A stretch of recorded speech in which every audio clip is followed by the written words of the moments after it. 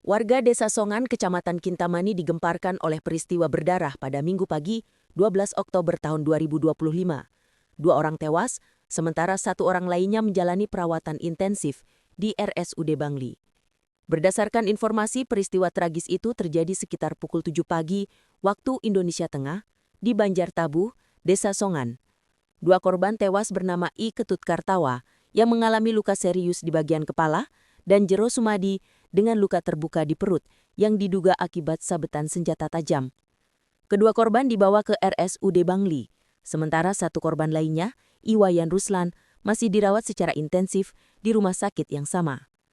Wakapolres Bangli, Kompol Wira Juli Nendisa, menyatakan bahwa pihaknya belum dapat memastikan kronologi kejadian karena anggota masih melakukan penyelidikan. Pasca kejadian, Wila membenarkan bahwa 3 orang telah diamankan di markas Polres Bangli.